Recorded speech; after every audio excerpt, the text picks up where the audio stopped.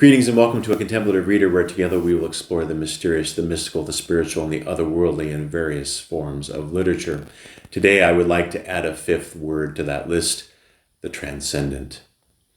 I think transcendence is something that we can find during our reading journeys no matter what we are reading.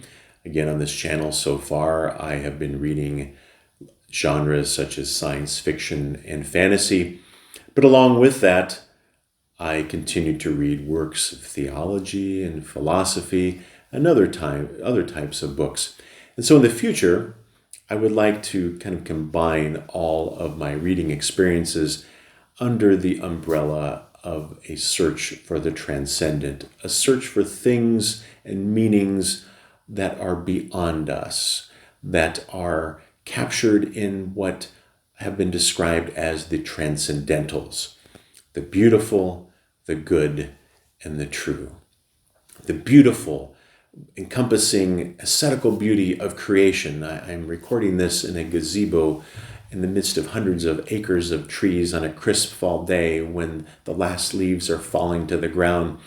So it can describe physical beauty, but it also can describe the beauty of relationships and the emotions and the thoughts that go along with that, or the inner monologues of characters as they seek to look for beauty in their own lives.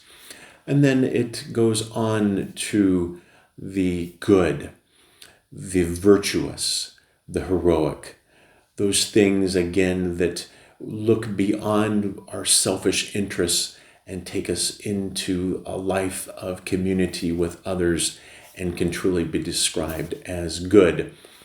And then the final step into the true, the truth that is timeless and eternal, those truths that are not based on subjective experiences, but those things that are conveyed to us in stories that have been told from ancient times all the way up to today. So again, that ancient philosophical concept of the transcendent, the good, the beautiful, and the true, no matter what order you describe the transcendentals in, is something that I think you can look for in your reading experience. And that's certainly something that I've been trying to do during my years of life, and I want to focus more on in the future. So how do you look for the transcendent in books or literature or articles, whatever you might be reading at the time?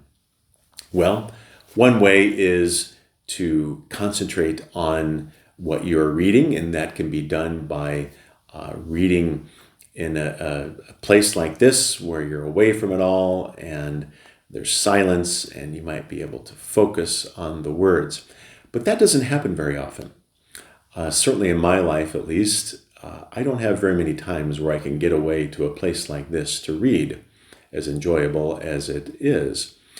So I have to look for other ways to search for the transcendent while I am reading, to be able to concentrate on those words and immerse myself into the story.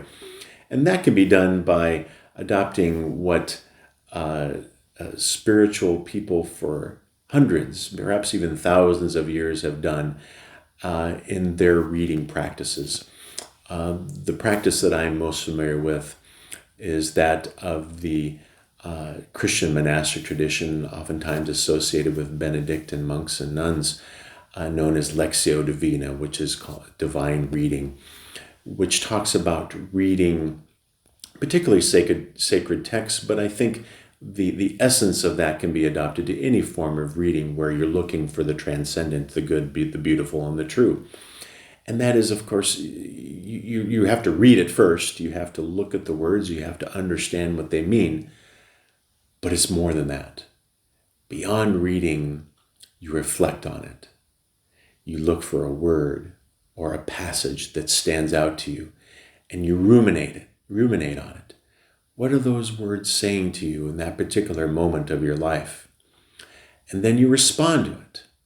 You go beyond just reading and rumination on the words, and you think, how are these themes? How are these characters? How are these events in this story speaking to me in my life right now? And furthermore, beyond that, how might my life change because of what I am reading? Are there particular things about the story that stick with you, that you will take with you, that actually change you, hopefully for the better, when you're reading a story? Again, whether it be a novel or a novella or a short story or whatever the type of reading you might be doing. And then you rest in it. You allow those words to just sink in, to immerse yourself in the story, and to imagine if you were there in it.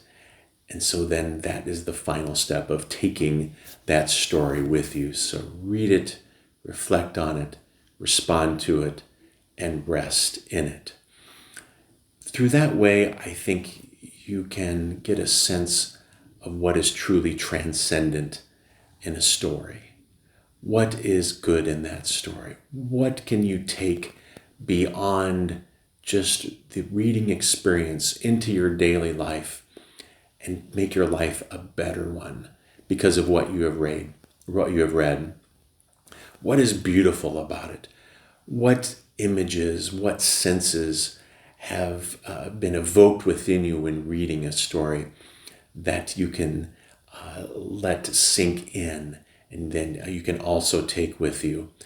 And again, what is true?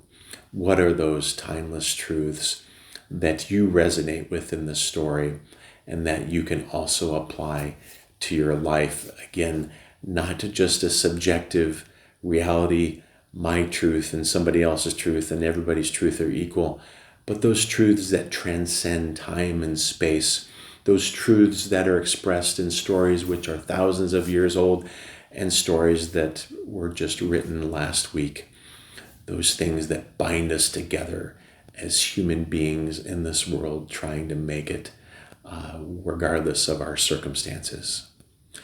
So I think in the future that will describe my search for the transcendent in whatever I am reading. And I will try to bring that with me into the reviews and perspectives that I offer on this channel going forward. And I would like to know from you, what do you find to be transcendent in reading? Or are there particular books or stories that you have found to be transcendent in your reading journey? Thank you for watching. Peace be with you.